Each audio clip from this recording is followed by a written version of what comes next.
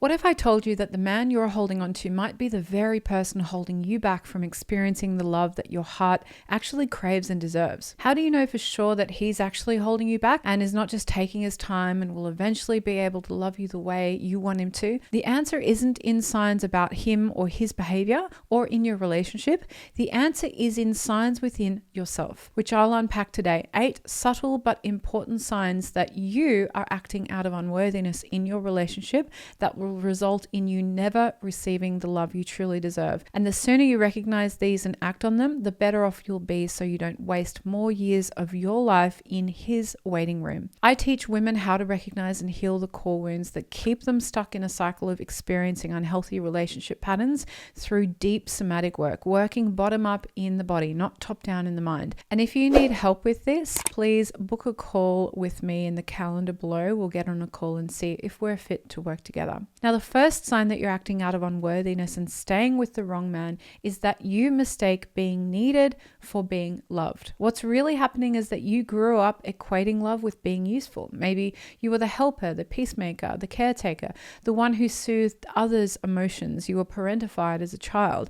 Now in relationships, you feel safest when you're indispensable, when he leans on you, confides in you, or needs you to fix him. Even if he doesn't ask for it, you can see that he needs it. And it shows up by you finding yourself saying things like, oh, he's been through so much, or he just needs to heal. But you're actually just getting a dopamine hit from feeling needed, even though deep down you're actually starving for someone who just chooses you for who you are. You're going to notice this will feel in your body with a tight chest. There'll be sort of this forward-leaning posture. You'll always be in pursuit of him, and this kind of constant readiness to do whatever he needs at the drop of a hat. And your body is always subtly doing things for him, even when he's not asking, even when he's not around. The second sign is that you confuse familiar chaos with connection, but your nervous system is actually equating intensity with intimacy here. The unpredictability, his silence, and then sudden affection, that all mirrors the inconsistency you experienced growing up. So you'll notice that it shows up because, like, someone who's calm and healthy and steady, that just feels off to you. You don't feel comfortable with them, or you find them too nice or boring, and you can't feel the chemistry or the spark. But what you're actually missing is the anxiety that used to signal love to you. So signs in your body that this is happening is that your body spikes with adrenaline when you get connection from him, whether it's a text or maybe a little bit of affection, and then it disappears quickly, right? You might call it butterflies, but it's actually anxiety masquerading as connection. And then you find that you need more and more of it, and it's like you can't kind of get enough of it because you're kind of in this dopamine roller coaster. The third sign is that you twist yourself into a pretzel to keep the peace with them. But what's really happening is that you learned early on that safety comes from making others comfortable. So you silence your needs, you over-explain, and you avoid rocking the boat. You find yourself apologizing for even having or expressing needs, or you might even talk yourself out of them and not say them, right? You might say, oh, it's fine, he's just too busy. And again, you're over-explaining, being overly compassionate, and just minimizing yourself. You're shrinking yourself to avoid rejection, and you're constantly scanning his mood before you decide how to show up, rather than just showing up as yourself. So in your body, the somatic signature here is that you'll have quite a downward sort of posture, collapsed shoulders. You might have shallow breath. You might have a lot of tightness in your jaw. There's this kind of body posture of self-erasure, or making yourself as small as possible. And your nervous system is in hypervigilance, right? You're trying to preempt abandonment and avoid it by doing whatever you need to. The fourth sign is that you tell yourself that his wounds are your responsibility. So you actually see his pain and think, oh, if I love him enough, he'll change. My love can heal him. This kind of caretaking becomes a form of self-protection for you, because if you can fix him, you won't have to face your fear of being abandoned, right? So you might be overly researching attachment styles to understand and fix him, right? Rather than looking at the real issue and the elephant in the room, which is what's going on for you. So you might justify his distance as trauma, and you feel sort of noble and like you're doing a good thing and loving him unconditionally despite what's going on. But it's really conditional. You're actually trying to earn love through healing him, which is actually, when you look at it, kind of control. So the somatic signature with this is that You'll probably have deep pressure and heaviness in the chest area.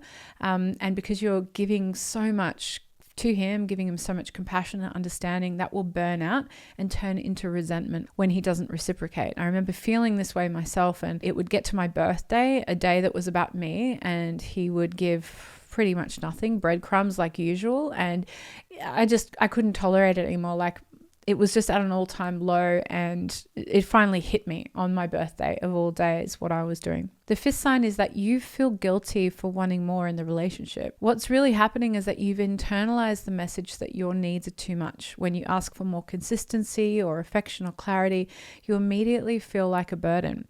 And this shows up in the way that you are just settling for breadcrumbs, right? Whatever he's giving you, last minute plans, emotional kind of scraps, really. And you tell yourself that he's trying, but your body is actually wanting more. You're not receiving enough. You literally are not getting your needs met in this relationship. So the somatic signature here might be a sinking feeling after interactions that should have felt good, like something that would normally, like between two healthy people, would feel good. You just kind of feel like there's an empty pit in there, and your body knows it's not enough, even when your mind rationalizes it. Sign number 6 is that you stay because you don't trust yourself to leave.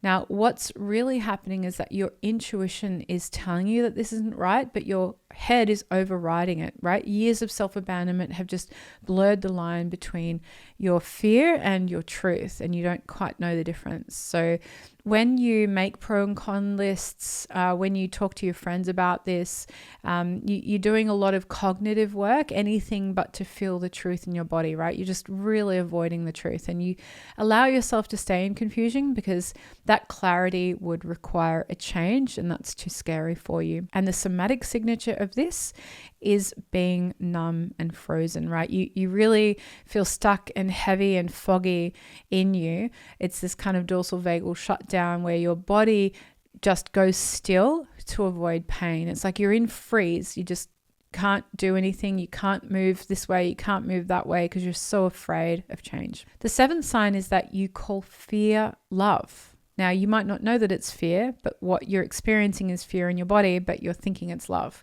So your body learned that love and anxiety are the same thing when you were young. So your nervous system confuses the rush of uncertainty for passion, right? So you might have all this period of time where he's not really showing up for you, or you don't know where he is. And then all of a sudden he'll make this gesture and you'll just get that flood of dopamine and think, oh, this is love. This is real, true love. But it's actually inconsistency. And it's interesting because you will say in a scenario like this, I can't stop thinking about him, right? I've never felt this kind of spark before.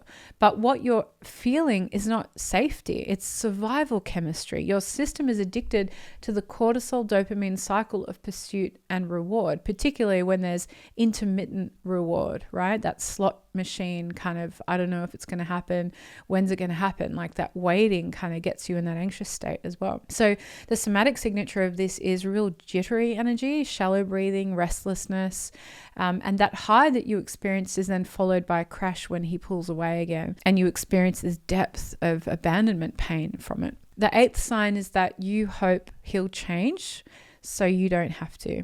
Now, this is a really hard pill to swallow, but deep down, you know the truth that this relationship isn't healthy, but letting go would force you to face the parts of you that feel unworthy of anything more. So it's easier to make him the project than to do your own healing. You might be saying, well, you need more time, or he's getting better.